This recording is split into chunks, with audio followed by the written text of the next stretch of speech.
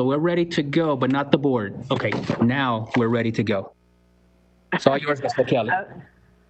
Okay, this is Friday, June 26, 2020. I am Nancy O'Kelly, President of the Rialto Unified School District Board of Education, and I am calling this meeting to order at 3:12 p.m. The first thing that we have is the Pledge of Allegiance. So again, I will say it, and if everybody just stand with respect, that will be fine. I pledge allegiance to the flag of the United States of America and to the republic for which it stands, one nation, under God, indivisible, with liberty and God. Okay, next item on the agenda is public comments. Comments on agenda items. Any person wishing to speak on the item, on any items on the agenda will be granted 3 minutes. Do we have any, Dr. Avila? Yes, we do. We have a few. So first is, good afternoon, President O'Kelly, members of the board, Superintendent Dr. Avila, staff and community members. I am 200% in support of this resolution that is being presented today.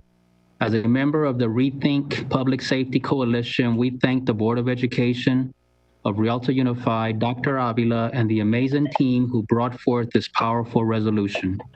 The time calls for change and equity, and I truly believe that this district stands on the right side of history. And I could not be more proud to be a product of this district and also have my children be educated by our own awesome staff. Thank you for standing up for justice. I look forward to helping implement progressive changes that will bring equity and make a difference in the lives of our students and families. I ask you for your A vote. In solidarity, Ana Gonzalez. Good afternoon, board members, community members, and superintendent. My name is Rosa Fuentes. I am a parent of a child in high school. My email is in support of School District Resolution number 19-20-65. I do believe that parents and community must work together to achieve equality for all students and to look at students beyond race or skin color. Thank you for thank you for allowing me to voice my opinion and participate. I wish you a happy vacation. Stay safe and healthy. Hello, I want to comment on my support for Resolution 19-20-65. This resolution is a great start to taking action against racism in our schools and community. Thank you, Jessica Aparicio. Good afternoon. As a long-life resident of Rialto and alumni from Rialto Unified School District schools, I am happy to see our school board take quick action to declare racism a public health crisis. Your actions today will have a long-term effect as we move forward more intentionally to address the roots of racism. I urge you to not only adopt Resolution 19-20-65 to declare racism a public health crisis, I also urge you to work with groups who are directly impacted when you begin implementation. Thank you for your service, Lisette Mendoza. Hello, my name is Samia Alcom, and I am an education policy major at UC Riverside. I attended Rialto schools throughout my entire K-12 experience, and I strongly urge you to move to declare racism a public health crisis. Our students of color need to see themselves reflected in their school leadership, in their curriculum, and in their teachers. Thank you.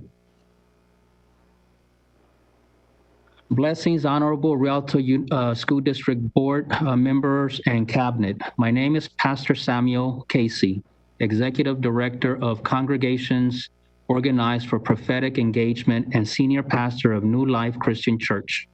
I wanted to take this moment to honor and celebrate your courageous and progressive efforts today in declaring racism a public health crisis in the Rialto City Unified School District. The constituents of Congregations Organized for Prophetic Engagement, COPE, believe this is the first step in repairing the historic and systemic damage that racism has caused within the educational system. Now that you've acknowledged the harm platform, I challenge you and your cabinet staff to intentionally and actively engage in the process of making equitable change that leads to a more racial just climate in the Rialto Unified School District. Here are a few suggestions. One, an equitable percentage of your overall school budget should be directed to Black students. Two, an intentional investment in year-round professional cultural diversity learning opportunities for all staff. Three, to become not only a non-racist district, but an anti-racist district. Thank you, and may the countenance of God continue to shine on each of you. Good afternoon, board members. I am happy that initiatives are being put in place to address racial disparities that have plagued our society for centuries. We as a nation are moving in the right direction, but I have to call into question the sincerity of these initiatives given the lack of appropriate response when issues of racial misconduct have happened in RUSD. What will be done when educators make racially charged comments to and about our students? What steps will be taken when Black educators express concern about the lack of racial sensitivity by administration? You don't have to search long to see that Black students and employees have been marginalized in Rialto Unified School District. Black staff being targeted and unfairly scrutinized by administration. If you want change, simply talk to your staff and address these issues. Thank you, Monique Harris. My name is Fatima Alkam, and I am an education major at UC Riverside. I attended Rialto Unified and urge you to declare racism a public health crisis. We need more inclusive curriculum and more diversified leadership and staff positions. Thank you, Board of Education of the Rialto Unified School District and the community for reading our statement today. As an educational system, the Rialto Unified School District has a unique opportunity. We are the single most important influence of youth outside of the family unit. American youth spend the majority of their waking time in school. Their experiences at school and during extracurricular activities can have a critical impact on their overall health and well-being. We agree that African American LGBTQIA+ students have the added discrimination being youth of color. According to the 2018 LGBTQ Youth Report, 4 out of 5 LGBTQ youth of color say they have personally experienced racism, and only 11% believe that their race is regarded positively in the United States. This needs to change, and we believe that the declaration written by Superintendent Avila will assist in creating equitable opportunities for the African American and Indigenous students in RUSD. However, we see an opportunity for the district to include all LGBTQI+ youth in this declaration so that this equity can be extended to the entire minority of LGBTQIA+ youth. In school, LGBTQ youth are often bullied and receive verbal threats because of their sexual orientation. 73% of LGBTQ youth have experienced verbal threats because of their identity in school. 70% have been bullied in school because of their sexual orientation. 43% have been bullied on school campuses in the last 12 months. The next statistics are the most disheartening. 73% of LGBTQ youth cannot be themselves in school as an LGBTQ person, and 74% of LGBTQ youth have never heard a positive message about their LGBTQ in school. Studies have shown that LGBTQ youth have much higher rates of depression, anxiety, alcohol and drug use, and lower self-esteem. 95% of LGBTQ youth report they have trouble getting to sleep at night, and 85% of LGBTQ youth rate their stress level as high as 5 on a scale of 0 to 10. And they are more than twice as likely to be depressed and consider suicide. More than 1.8 million LGBTQ youth ages 13 through 24 in the United States are estimated to have seriously considered suicide in the past year. And over 40% of homeless youth identify as LGBTQ. I wish that I could say how many LGBTQIA plus youth hear negative comments in school, but I couldn't find those statistics. This tells me we have a long ways to go towards equality for all LGBTQIA plus youth. According to Green, Price, Freeney, and Dorson, 10.5% of 13 to 18-year-old children are identified as LGBTQ. This is a higher number than the percentage of all the African Americans, 9.5, and the indigenous population, 0.3, combined in the Rialto Unified School District. This means that we are ignoring the needs of more than 2,500 students in RUSD by excluding them in the help that they desperately need. We implore the superintendent and the board to add the assistance of the declaration to the entire minority subgroup of LGBTQIA plus students. This will allow much needed assistance to reach all 2,500 students that struggle to find a place of acceptance in school and within the community. Thank you for your time and the opportunity to relay our concerns towards the inequality of all LGBTQIA plus youth face in society, schools, and communities. Sincerely, Amy Watkins and Tamara Carlson. Good afternoon, Superintendent, board members, and community. My name is Brenda Parker, and I am the president of the Rialto Unified School District DAPAC, District African American Parent Advisory Council. Thank you for the hard work that you do. As the world moves forward to create a safe place for African American youth by identifying that racism is a public health crisis, I am very happy to know that the Rialto Unified School District, the district I call home, is taking the first step to become a positive part of resolving this public health crisis. As you know, racism and the oppression that African Americans have been subjected to for over 400 years has been a great contributor to intergenerational trauma for African Americans in the state of California. It is with great honor that I support the passing of Resolution 19-20-65, declaring racism a public health crisis here in the Rialto Unified School District. From here, I know that we can make great changes and accomplish great achievements for the African American students of the Rialto Unified School District. Thank you, Brenda Parker.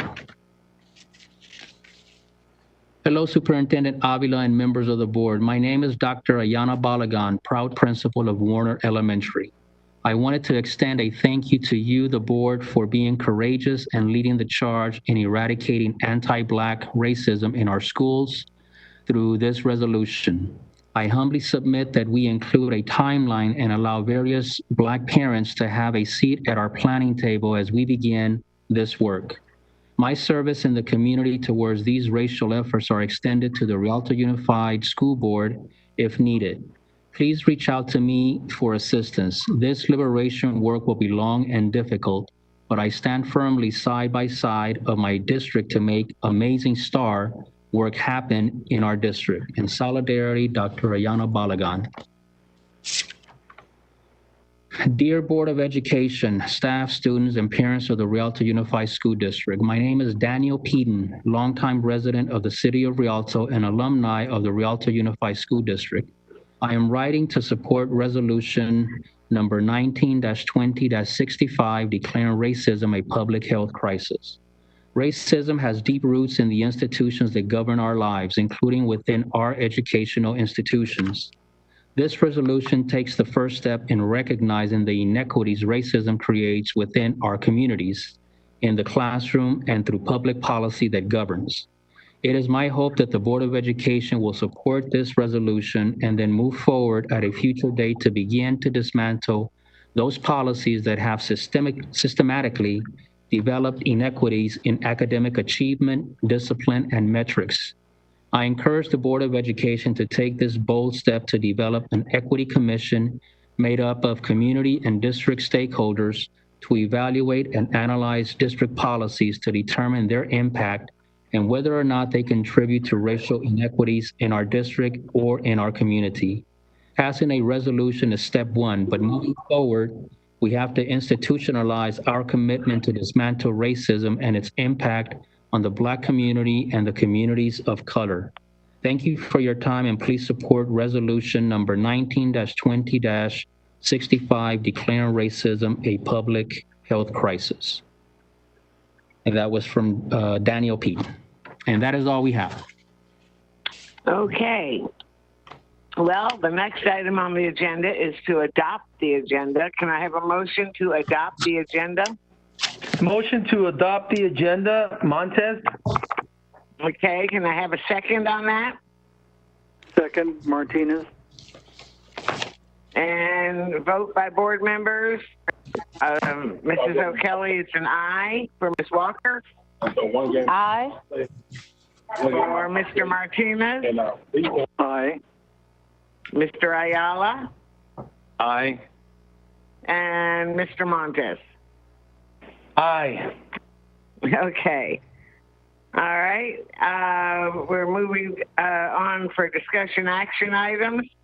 And there's one item, E.1, resolution number 19-20-65, declaring racism a public health crisis.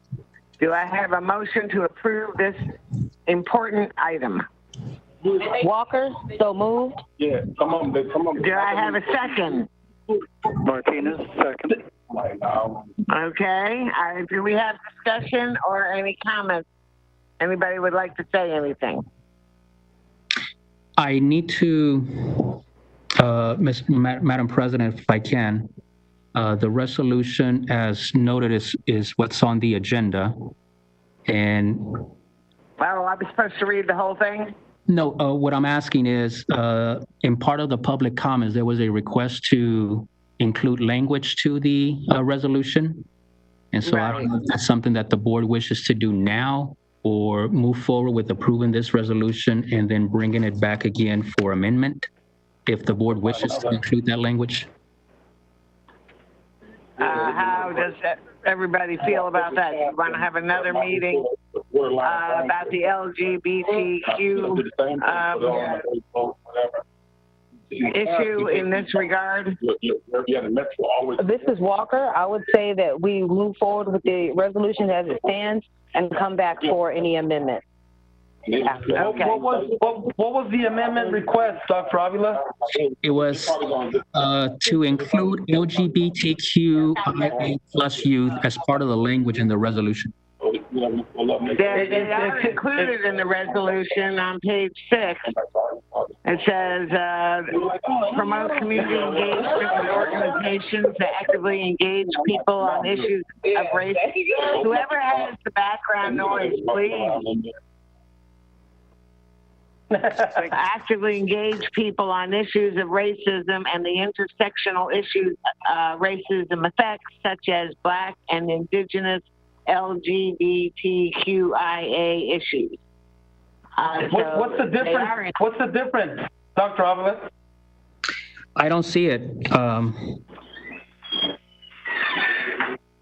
also saw it already. It's after page 5 of 7.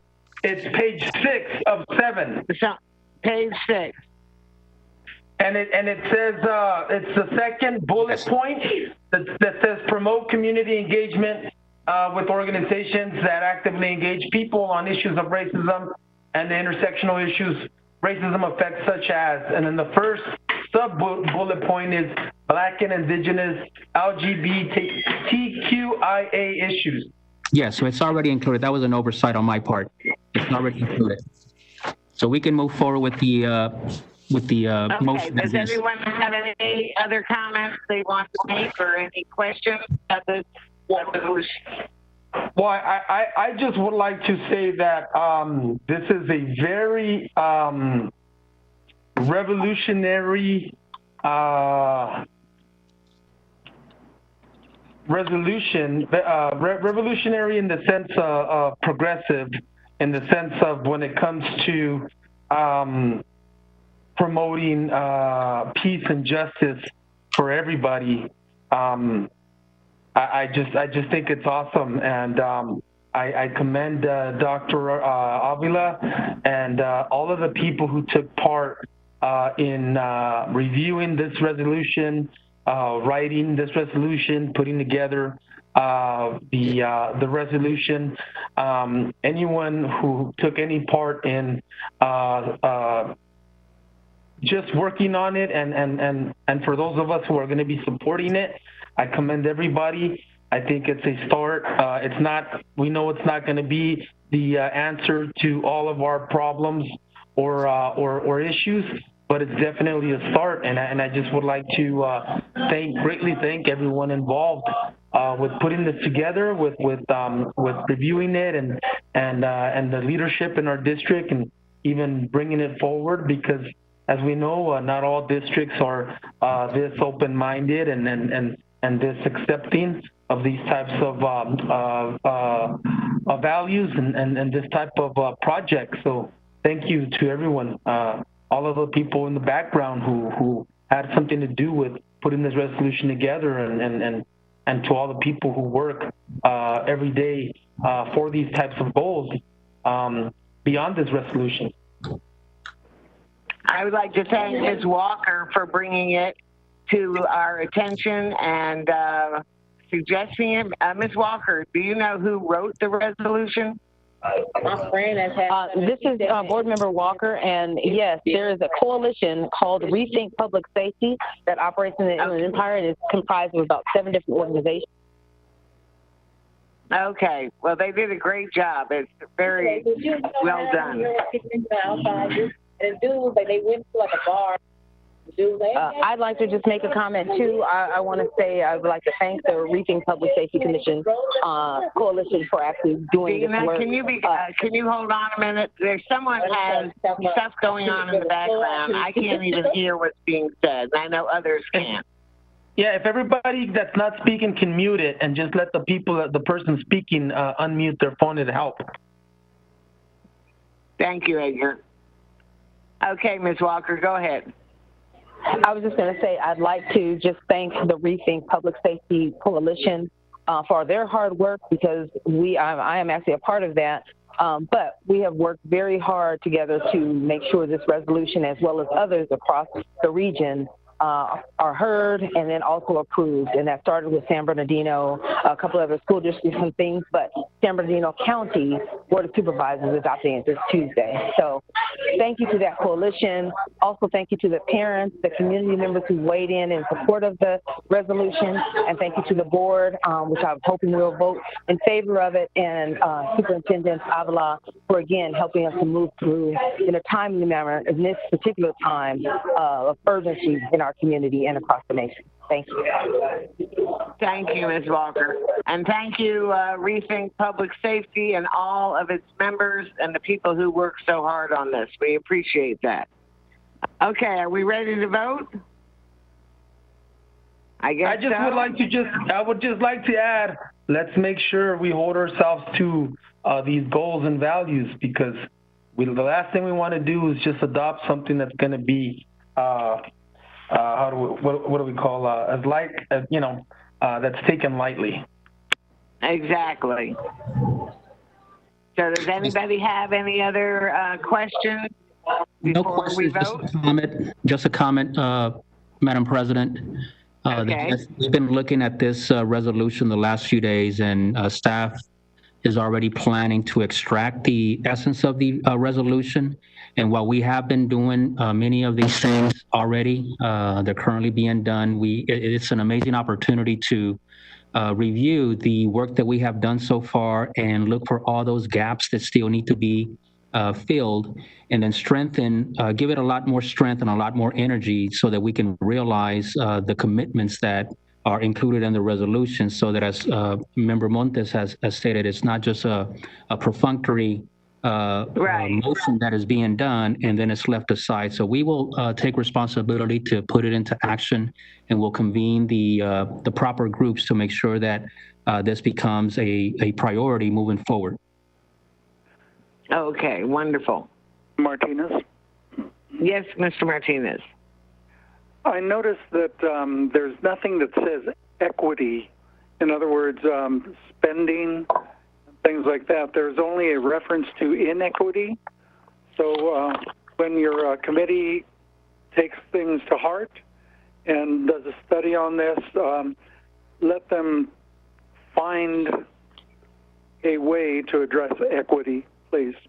It does have a bullet, Mr. Martinez, on page 5 that says implement training in racial equity, implicit bias, and workplace bias for all district personnel as a public health emergency, and implement an evaluation similar to student opinion of teaching effectiveness for teaching staff so that students are able to give feedback on the degree to which these anti-racist trainings are successful.